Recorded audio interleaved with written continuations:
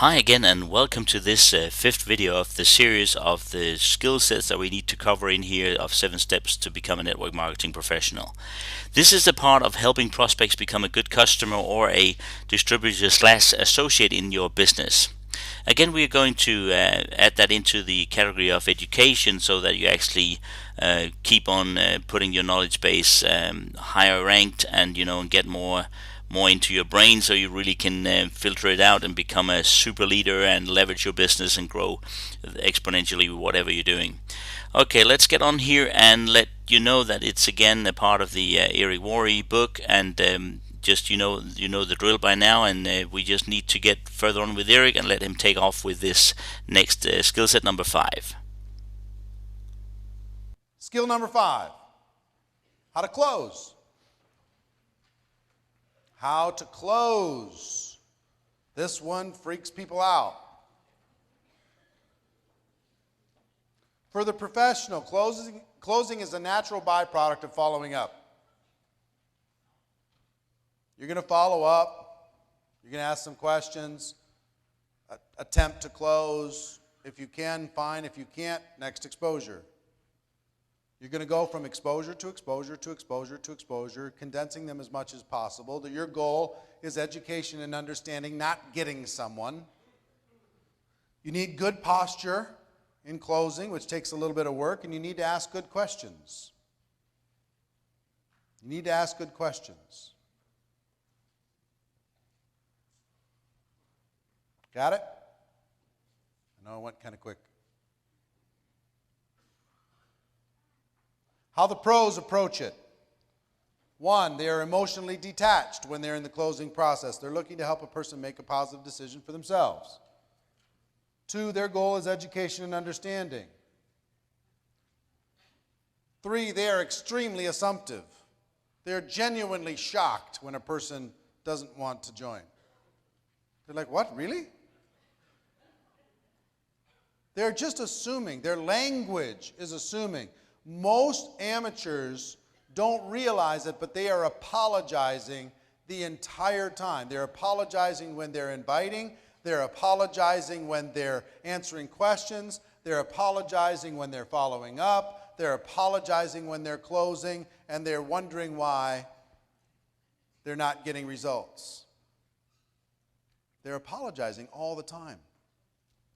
Think about your language and your posture. They also know people are joining them. A lot of you are saying, hey, come check out my product. Some of you are saying, hey, come check out my opportunity. But you know what leaders kind of say? In addition to that, come join me. Come join us. Let's do it together. 1 + 1 adds up to 5. 1 + 1 adds up to 10. We can do some amazing things together. They know that the prospect needs some emotional security blanket, that you're committed. You can't just, they have to have some belief in you, like Mike said. They have to believe that that leader is going to be somebody that they can respect and that they can do business with. They don't have to be exactly the same as, but leaders know that people are joining them. And leaders are always prepared. When it comes to closing, you see it, somebody after a presentation, after a meeting, and they got a prospect who's interested, and they're like, where's my stuff? Do you have one of those brochures? Do you have a CD? Do you have an application? Do you have this? Do you have a product sample? I don't have. Amateurs do that. Professionals don't. They're just ready. They got their packets. They got their products. They are good to go. Always prepared. And they ask great questions. They just ask great questions. So let's talk about those questions. Immediately after any exposure, I'm going to give you a few questions. There's a lot of questions that you can ask and you can go after. I've found that if you can reduce them down to as few as possible that everybody does on the team, it's better for you. Amateurs say, hey, what did you think? I said that for years. I was confused why I wasn't getting good results. Asking what did you think invites the critic. What did you think? Well, you know, it invites the objection.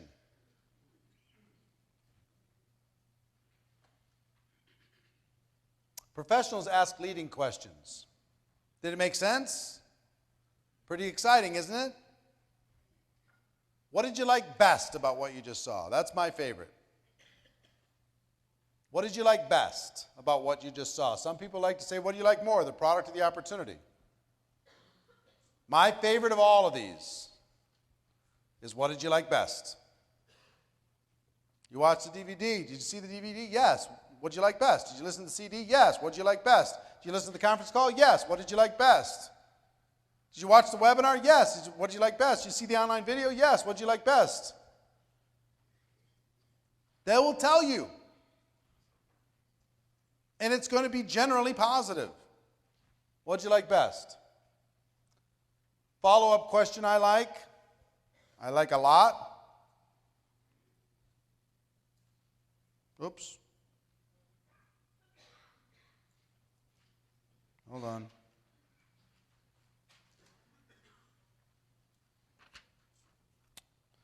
This one's missing. But here's the question. Follow-up question I like, on a scale of 1 to 10, 1 being you don't have any interest in, 10 being you're ready to get going right this second, where are you? Where do you see yourself?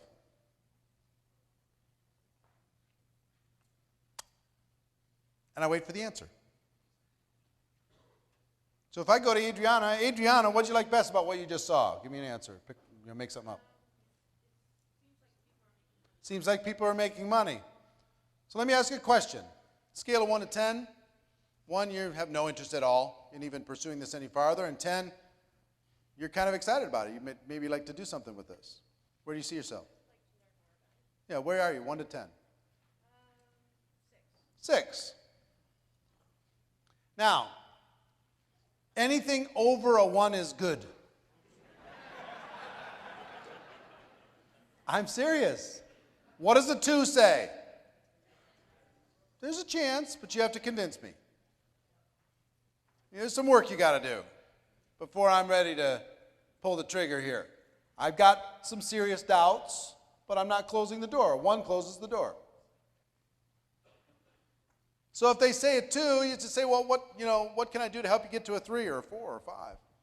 Well, I need to know more about the product. I need to check this thing out. I need to see if it's for real. I got to do this. I got to do that. And then you just set up the next exposure to do that. If they say a 6, 7, 8, and they say it with a little bit of energy, I go right into a 4-question process that I've used for 20 years. This little 4-question close at the end of an exposure will get you more results than you can even believe. And it's learnable. All of you can learn it. Question number 1. Based upon what you've just seen, if you were to get started with this company on a part-time basis, let me ask you this question, Adriana. Based upon what you just saw, you said you're a 6 on a scale of 1 to 10. If you were to get started, just hypothetically, on a part-time basis, about how much would you need to make per month in order to make it worth your time? About $3,000. I don't say, hey, would you like to make $10,000 a month? I don't say that. You'll be surprised at how low these numbers are when you ask people. If you were to get started part-time, how much would you need to make in order to make it worth your time? $500 a month, $1,000 a month, $2,000 a month, whatever. Okay? Simple question. Questions in the book, too, so you'll be able to take a look at it any time. Number 2, Adriana, about how many hours a week could you commit to developing that kind of income? Well, I work about 80 hours a week, so maybe 5 or 10. 5 or 10 hours a week to develop a $3,000 a month income?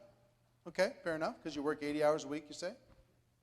Question number 3, how many months would you work those kind of hours in order to be able to get to your $3,000 a month? Well, it Have to happen pretty fast? Yeah? Do you mind asking me, letting me know how much you make with your 80 hours a week right now? About 80,000 a year. So you're making about 6,500 a month, working 80 hours a week, and you want to make 3,000 a month working 5 hours a week, and it has to happen pretty fast.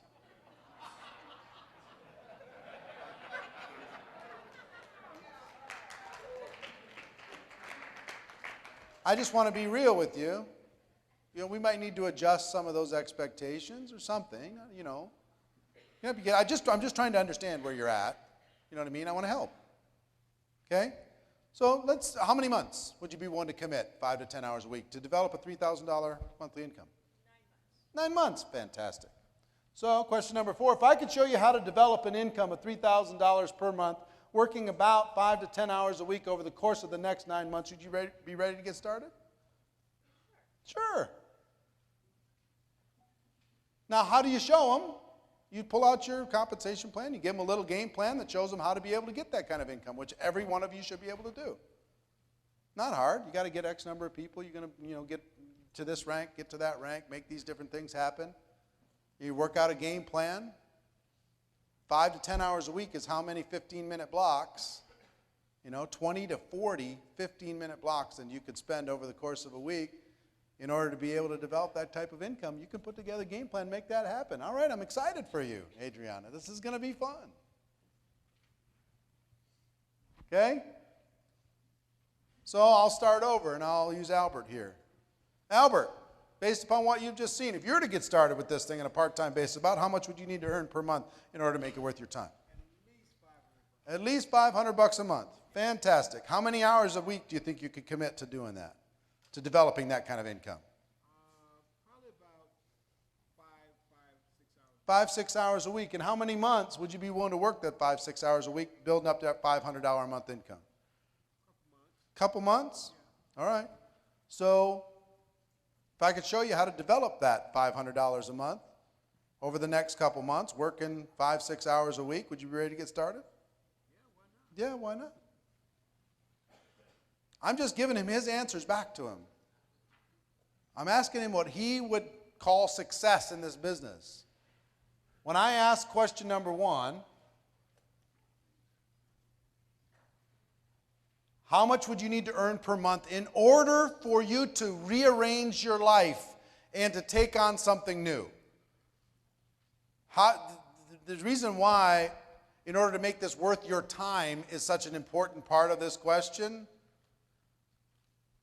is because they got to go, okay, what would be worth my time? The distraction, what I got to do with family, what I got to do with my job, I got to put in some extra stuff.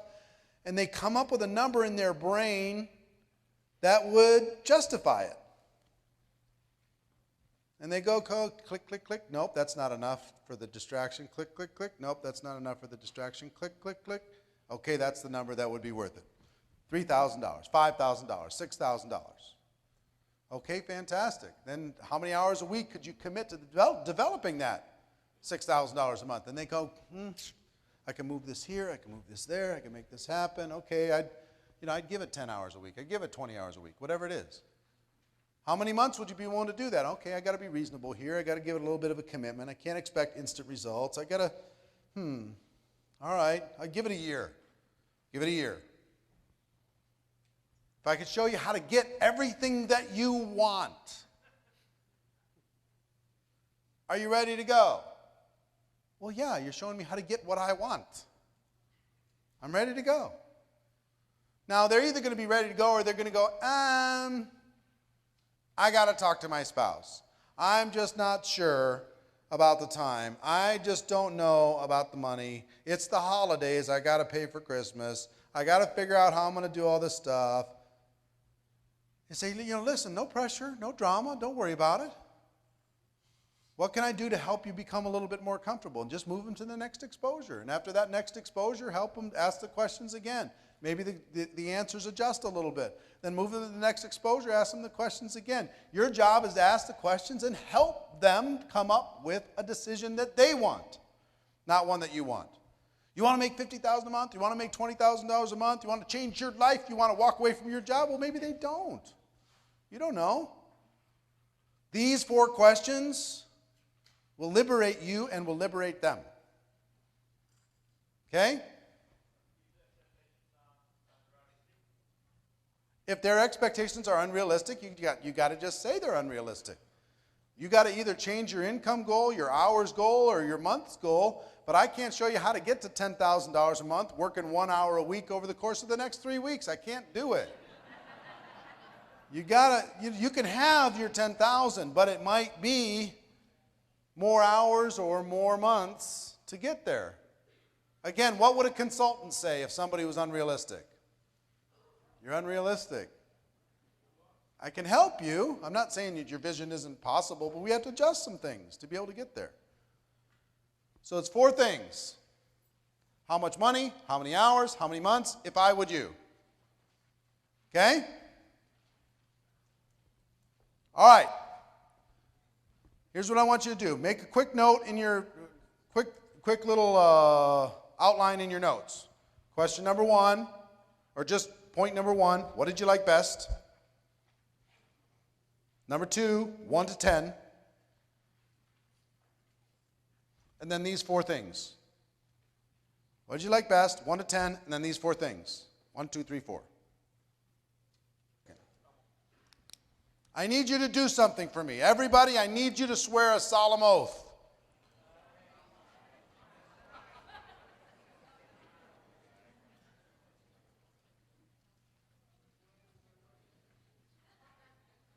This word needs to go away. I don't want you talking about the industry of network marketing anymore. Let it go. Erase that word. And I'm going to tell you why. If you replace that word with profession, the ripple effect in your organization will be so radical and so massive you won't even be able to measure it. Talking about our industry does one thing, but when you talk about our profession, the profession of network marketing, the career path of network marketing, this is a group of professionals, not just a group of people stuck in an industry. Let go of industry. Throw it away. Play a game where you got to put $1 in the cookie jar every time you say industry. Let it go. Kill that word. Replace it with profession. Watch what happens. Watch your group pride grow. Watch the aspiration of people to become professional grow. Let go of industry. That's become pervasive in network marketing, and we need to be focused on our profession. Why did we start Network Marketing Pro in the first place? To try and raise the level of professionalism from this little backstreet hucksters to a real career. So the skills that I'm teaching you today are about career skills. They're about profession skills. The amateur just throws a bunch of stuff up against the wall, sees what happened. The professional says, I'm going to learn how to find people with unending ability. I'm going to learn how to invite them and teach them with a process that's simple and makes sense. Direct, indirect, super indirect, 8 steps. If I would you, I'm going to confirm it. I'm going to follow up, do what I said I was going to do. If I get questions and objections, I'm ready for them. I know exactly what to do. Question, story, story, question. I'm good to go. When it comes to closing, I'm going to ask 6 questions. Did it make sense? See what I'm saying? What else did you learn in this process? Any other distinctions? Yeah.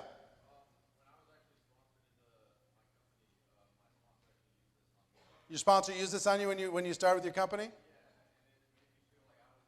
Gave you ownership. Made you feel like you're in control. Sure.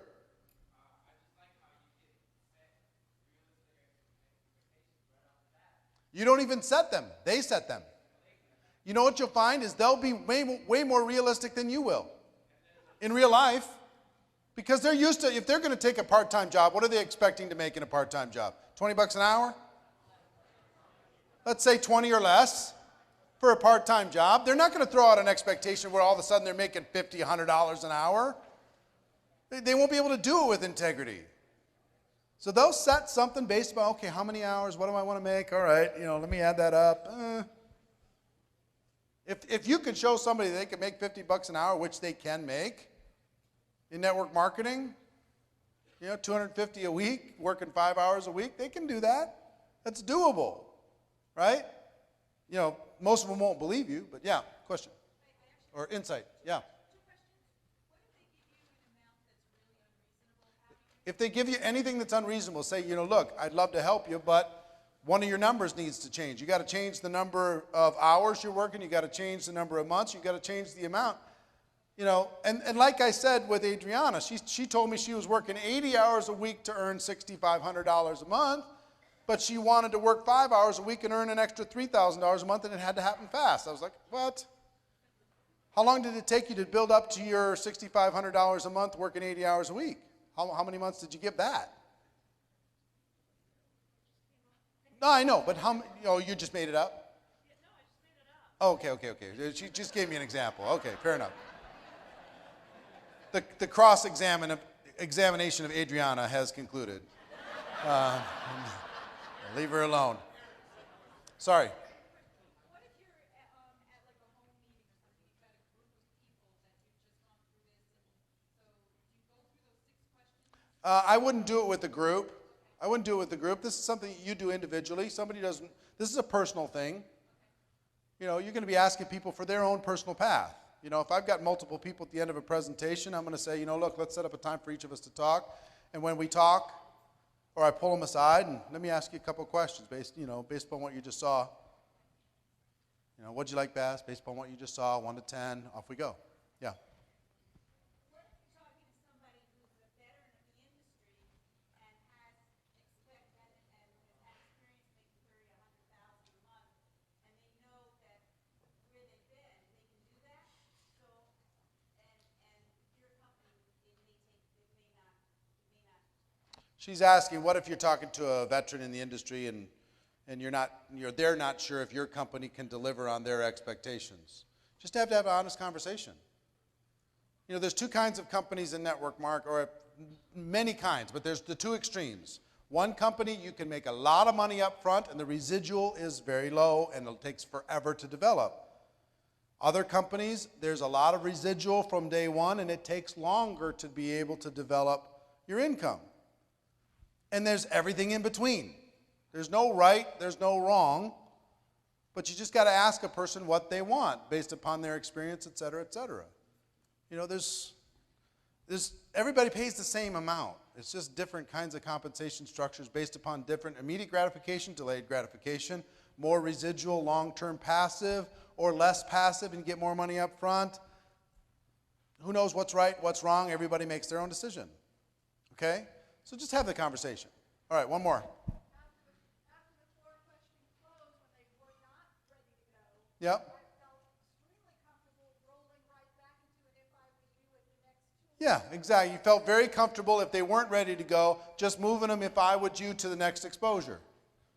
Do you see how these little hooks, you have a little if I would you that you can fall back on no matter what. You've got a little question or story that you can fall back on no matter what. You see what I mean? Just some structure, some little structure. Now, we just did one exercise on this. How many people feel significantly more confident after one exercise? What if you practiced that and taught that in your trainings, and you spent 10 minutes teaching people how to help the person make a positive decision at the end of an exposure? 10 minutes. Would that impact your organization? Could you create a video on that, put it on YouTube, have people watch it? On each one of these skills? Could you, when this book comes out, make sure people get the book and they study that one chapter that's probably 10 pages long? That covers all of the psychology of how that thing works? Sure. A few bucks. Oh wow, again super stuff here, and again it's great to see Eric again from stage. You know, for us who experienced it live in 2012 in Vegas, we are pumped and ready to get into Vegas this year, here 2013, to get in there as well. So let's just tick off this video right now and make sure we have that ticked off on our list, video number 5, and get ready for video number 6, which is helping your new distributor, new associate to get started right. Things that we already are going on with here. So Networks Go Pro, you find the next video there. See you inside.